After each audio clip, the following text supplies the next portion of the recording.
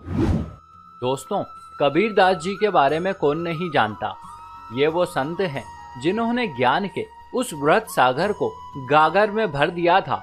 इन्होंने जन कल्याण अथवा मानव जीवन को उत्कृष्ट ढंग से जीने के लिए ऐसे ऐसे दोहे कहे हैं जिनका अर्थ यदि कोई भली प्रकार से समझ ले तो वो ज्ञानी नहीं अपितु महाज्ञानी हो जाता है। वैसे इसी क्रम में आज हम आपको कबीर के 5 ऐसे दोहे प्रस्तुत करेंगे जिन्हें जानकर आपके जीवन को एक नई दिशा मिलेगी। तो आइए शुरू करते हैं। नमस्कार और एक बार फिर स्वागत है आप सभी का आपके अपने वीडियो कलश यूट्यूब चैनल पर।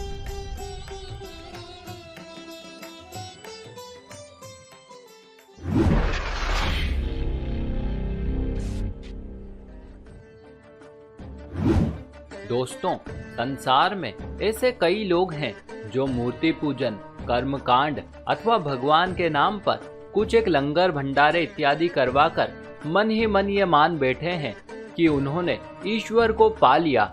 वे स्वयं को दूसरों से उच्च और बुद्धिमान समझने लगे हैं।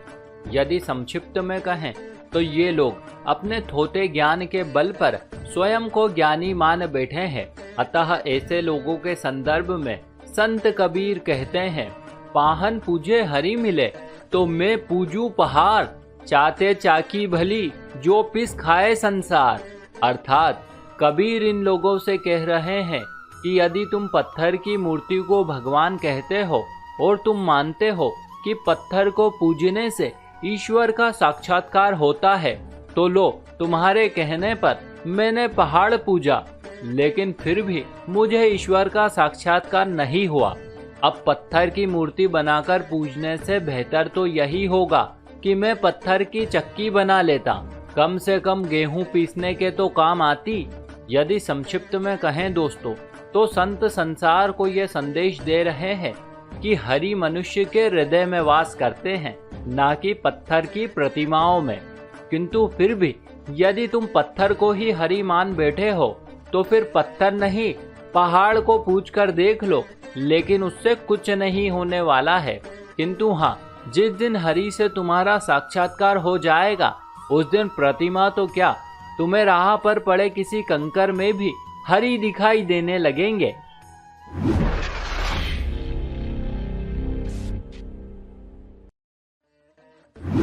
दोस्तों, वर्तमान में मानवता धर्म, जाति, वर्ण, संप्रदाय अथवा स्थान के नाम पर बढ़ चुकी है। आज मनुष्य स्वयं को हिंदू, मुसलमान इत्यादि नामों से संबोधित करता है। कोई स्वयं को राम तो कोई रहीम कहता है। सभी ने अपने अपने धर्मों के आधार पर अपना अपना इष्ट बांट लिया है। कोई गुरुद्वारे जा रहा है तो कोई चर्च में प्रेयर करता है। और तो और कुछ लोग ऐसे भी हैं जो अपने गांव, कस्बे या शहर के आधार पर स्वयं को श्रेष्ठ माने बैठे हैं।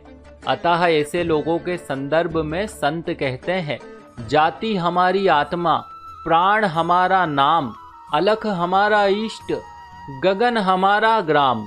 अर्थात भले ही हमारी जाति अथवा समाज भिन्न हो, भले ही हम खुद को एक दूसरे से उच्च अथवा श्रेष्ठ मानते हो, भले ही हम खुद को हिंदू अथवा मुसलमान कहते हों, लेकिन सच्चाई तो यही है दोस्तों कि हम सभी के अंदर एक ही आत्मा और एक ही प्राण बसते हैं। भगवान घर से हमारी कोई जाति अथवा धर्म निर्धारित नहीं किया गया था। हम सभी का एक ही ईश्वर अथवा इष्ट है और इस नीले गगन के तले ही हमारा गांव है।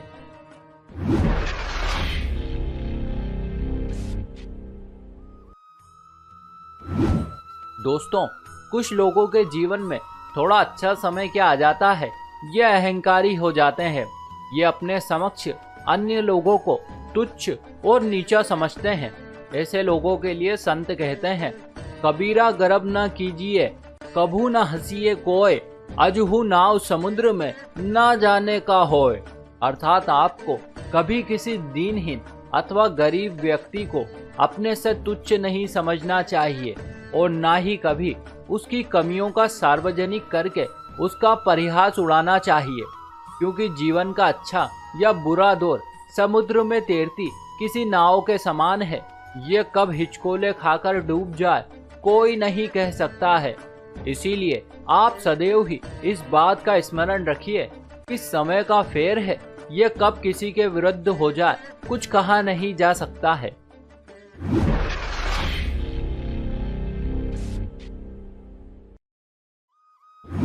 दोस्तों, संसार में ऐसे कई लोग हैं जो मुद्दे की बात छोड़कर फालतू की बात को पकड़ लेते हैं।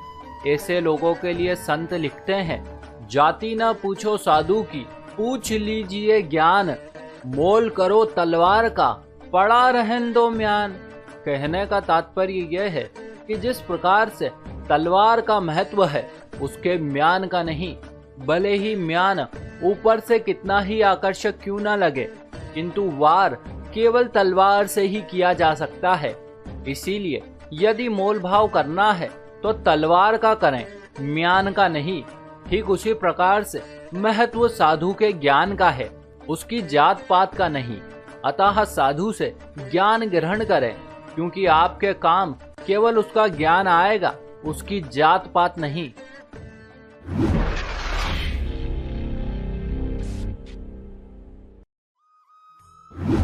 दोस्तों, कुछ लोग बड़ी उम्मीद लगाकर पूरी लगन से किसी कार्य में जुट जाते हैं और कड़ी मेहनत करके वे उस कार्य को पूर्ण भी कर देते हैं, किंतु फिर भी ये पाते हैं कि इतने प्रयास करने के बाद भी इन्हें अपने द्वारा किए गए परिश्रम का प्रतिफल प्राप्त ही नहीं हुआ, अर्थात कार्य को करने से कोई लाभ नहीं हुआ।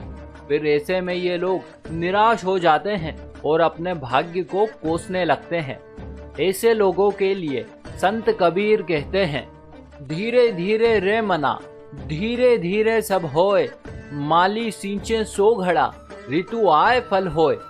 अर्थात किसी भी मनुष्य को चाहिए कि वो कोई भी कार्य मन में संयम का भाव रखकर धीरे धीरे से करे, क्योंकि संयम व एकाग्रता से किया गया कार्य निश्चित ही सफल होता है और आपकी आशा के अनुकूल ही फल देता है।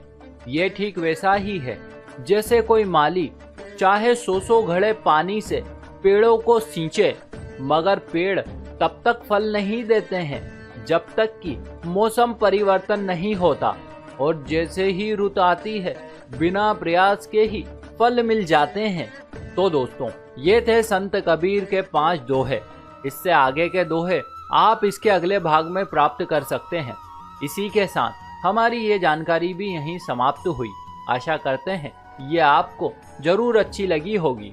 ऐसे और भी वीडियो देखने के लिए अभी सब्सक्राइब कीजिए वीडियो कलेश यूट्यूब चैनल को। साथ ही साथ इस वीडियो को ज़्यादा से ज़्यादा लोगों के साथ शेयर करें, और अब से आप हमें फेसबुक पर फॉलो करना ना भूलें, ताकि चारों ओर धर्म रूपी प्रकाश फैल सके। आप सभी मित्रों का बहुत बहुत धन्यवाद।